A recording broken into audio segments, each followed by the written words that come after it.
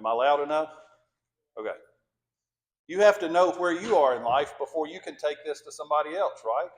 So before you even get to verse 19, there has to be some stuff that happens in your life to be a disciple so that you can take this message to those around you. Agreed? And then we're encouraged. The ultimate encouragement is given right there at the end of verse 20.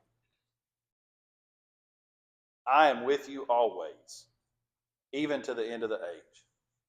So many times when we think about our mission and when we think about what it is that we're called to do, it's something that very few of us like to do.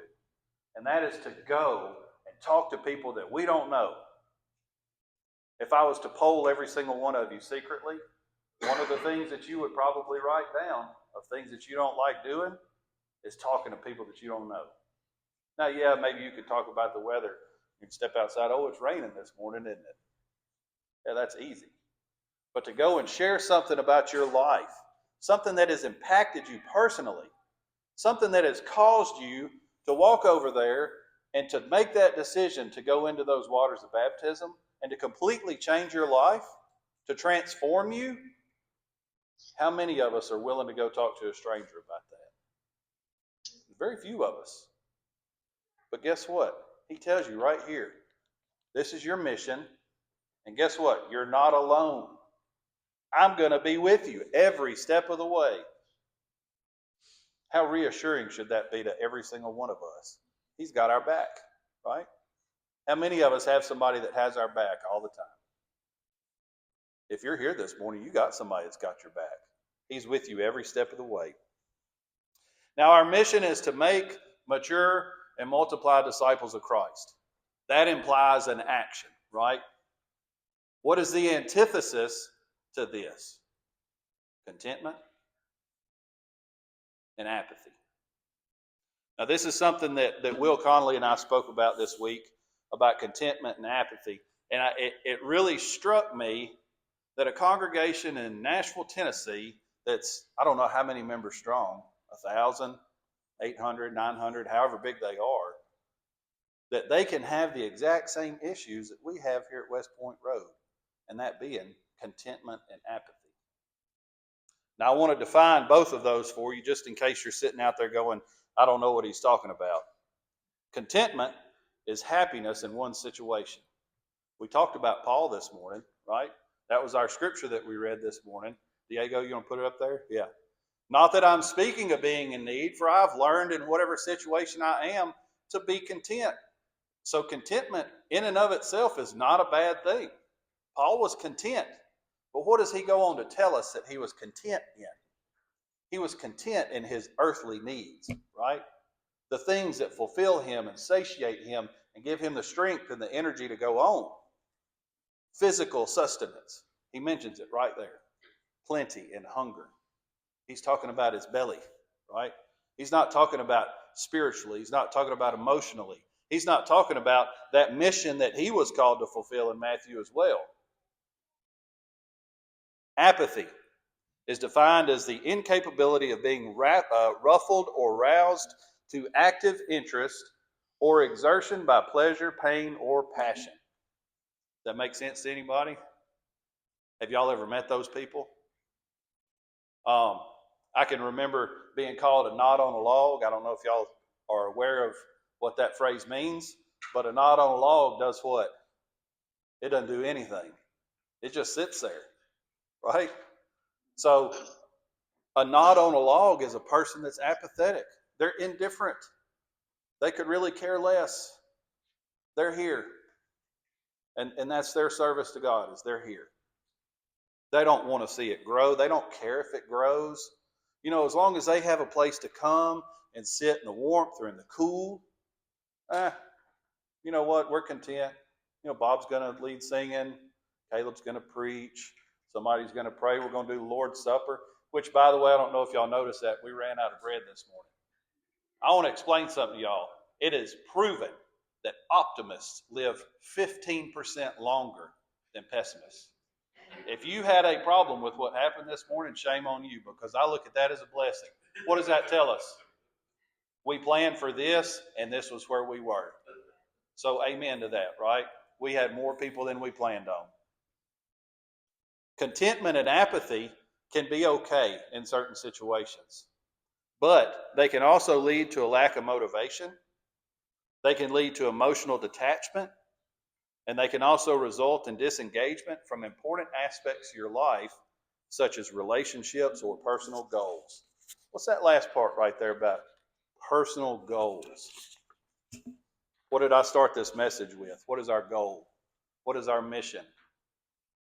We all took a vow. We all took an oath. We all said that we will take on Christ in baptism, that we will go forth and that we will do exactly what Matthew 28 right here tells us to do. We will go mature, and we will go multiply disciples.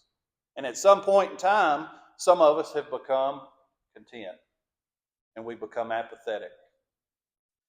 Now I want to share something with you, just a short story, and it has to do a little bit about this week.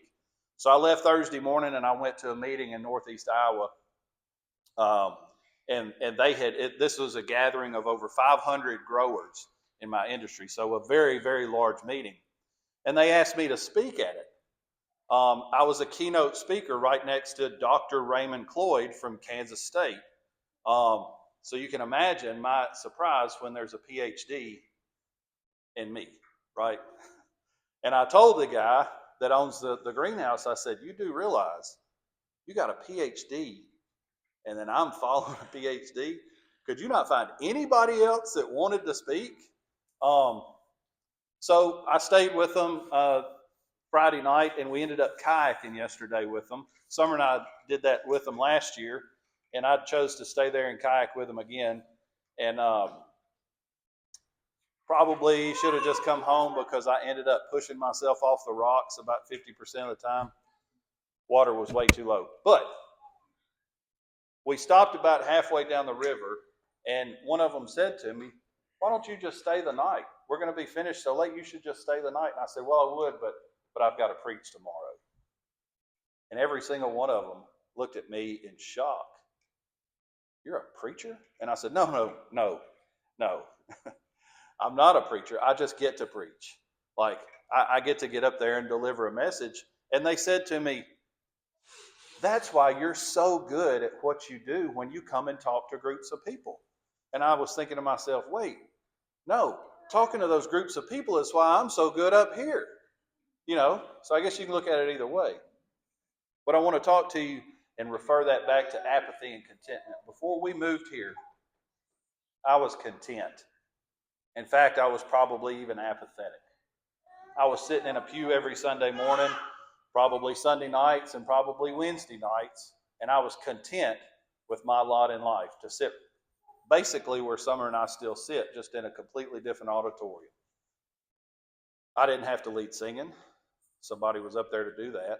I didn't have to lead prayers if I didn't want to, because there were plenty of men there to do that. I never had to preach, thankfully, because there were men to do that, right? We paid people to do that. And so I sat over there and I became apathetic. And I became content with where I was. And if it hadn't been for moving here to Green Bay, Wisconsin, I don't know that I would be standing in a pulpit today. I don't know that I would ever preach. I don't know that I would be that person, the person that I am today. I want you to turn to Philippians chapter 4 with me. Oh, well, we've already talked about that, about Paul.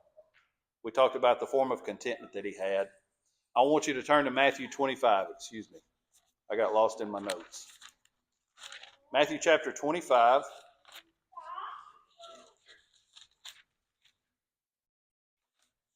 Verses 14 through 30. I'm not going to read every bit of this because we've all heard this lesson. The parable of the talents. Right? A master comes to his three servants, and to the first servant, he gives the man 5 talents. To the next servant, he gives the man 2 talents. And to the last servant, he gives the man 1 talent. And he tells them, I'm going to go away, I'm going to depart from you for a period of time, and I will return.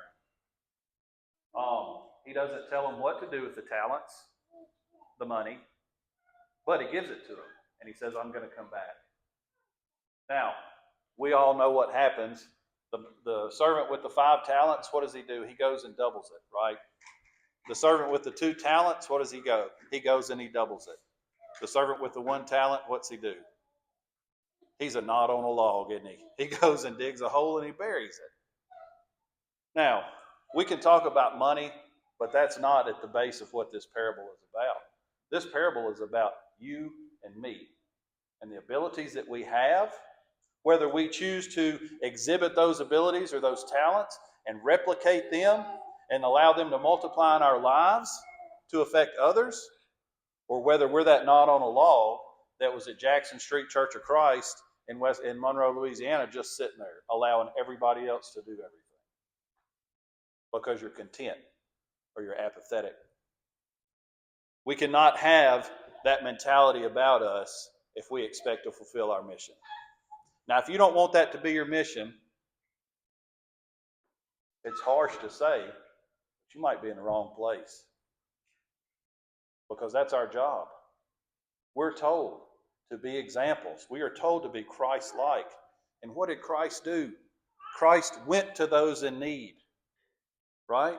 He went and sought the people. Now, some of them came and sought him, right? Zacchaeus climbed up on a tree so that he could seek Jesus. But Christ went to them and sought them and fulfilled the needs, the spiritual needs that they had. Turn to Exodus chapter 6, way back there. Exodus chapter 6, verse 28.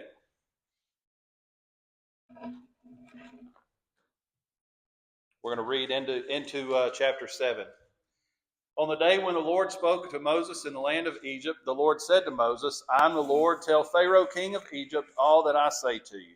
All right, first off, if God tells you what to do, you do it, right? God tells Moses what to do here.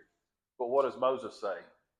But Moses said to the Lord, behold, I'm of uncircumcised lips. How will Pharaoh listen to me? What's he telling him? I'm not good at talking. What did I say before I moved? I'm not good at talking. I'm scared of public speaking. How could I ever get in front of a group of people and talk? I'm scared to go speak to strangers about my faith. How will I ever be able to do it? You know how you do it? Well, first off, you don't have an Aaron. You are your own Aaron. So you need to learn how to go do it. But Moses had an Aaron. In chapter 7, he says, and the Lord said to Moses, see, I have made you like God to Pharaoh, and your brother Aaron shall be your prophet. You shall speak all that I command you, and your brother Aaron shall tell Pharaoh to let the people of Israel go out of this land. I came to the realization about this particular lesson with Moses and Aaron that guess what? There's more to this story, right? There's so much of this that applies to us today. I have the ability to get in front of a group of people and speak. I have that talent. And if I choose not to utilize that talent and I let it die and I remain apathetic and I remain content with other people doing it, then what is that going to do to me? Let's turn back to Matthew chapter 25.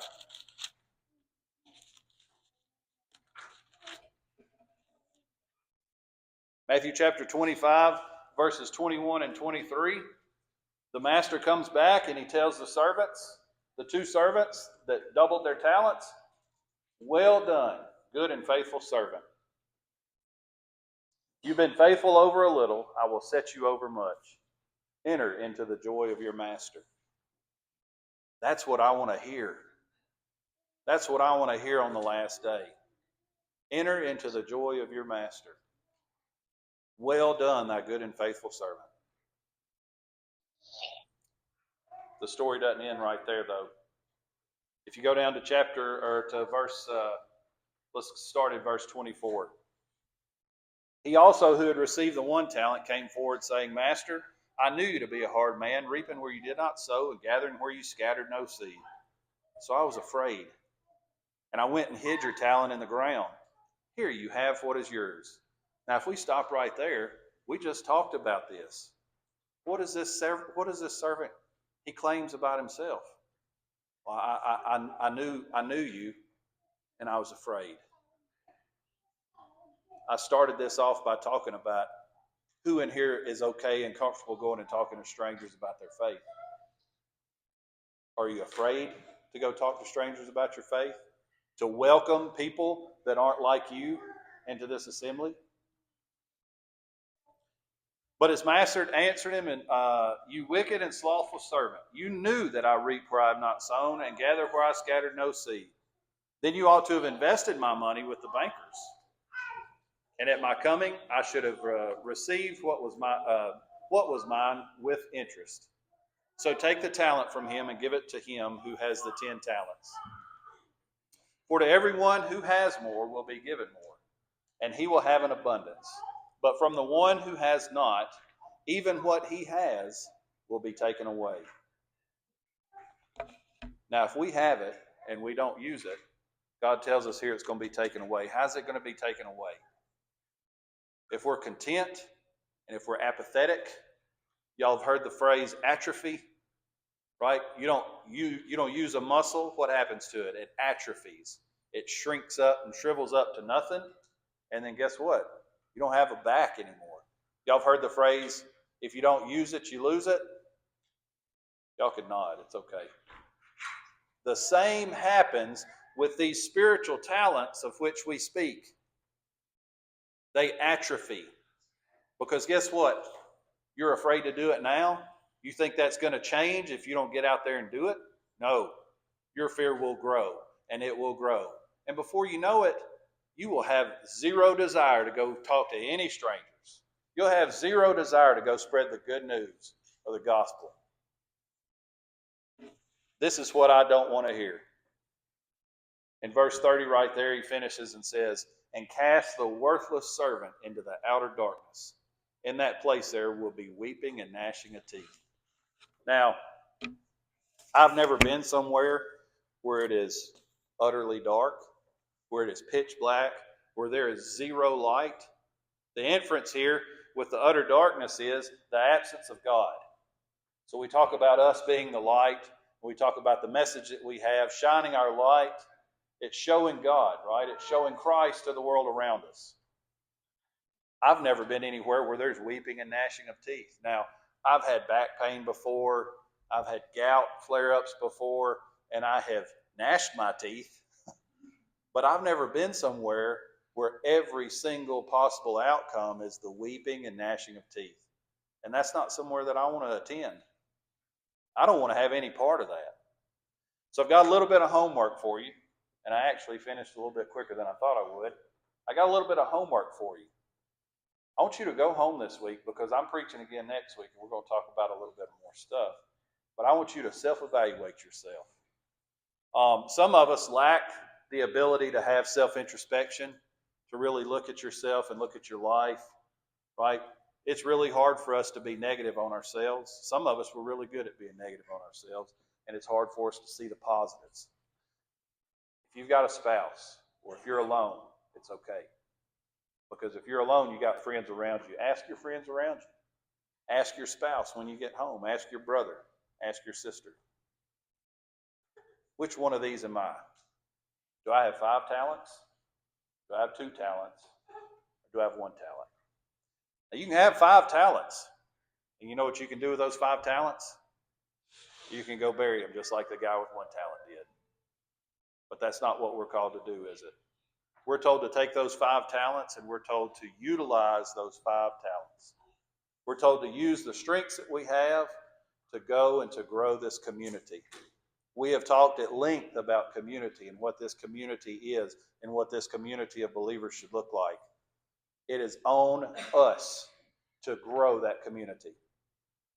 And I'm going to tell you again, if you're sitting in here and you're content with what this looks like, and you're content with how we are here, and maybe you're apathetic, maybe you're indifferent, somebody else will do the work. If you have that mindset about you, you're in the wrong place, because it's your job too. It's not my job, it's not Diego's job, it's not Barry and Jack's job. It is everybody's job here to take this message to the world around us. So I want you to think about this week, and I want you to examine your lives. Ask those around you. Ask those that know you best. Which one am I? Am I a 5-talent guy or girl that's taking those talents and I'm using them? Or am I a 1-talent person? Or am I a 5-talent person, but have I buried those talents? And next week, we're going to talk about what we can do with those talents, what we can do to help grow this community. Now, as is typical, that message does not really leave a lot of room for an invitation, but the invitation is always yours. If you have a need, if you need the prayers of the church, you're always free to come forward, to sit up here, or to raise your hand afterwards, after our next song, and we'll pray for you. But the invitation is yours if you would come as we stand and sing.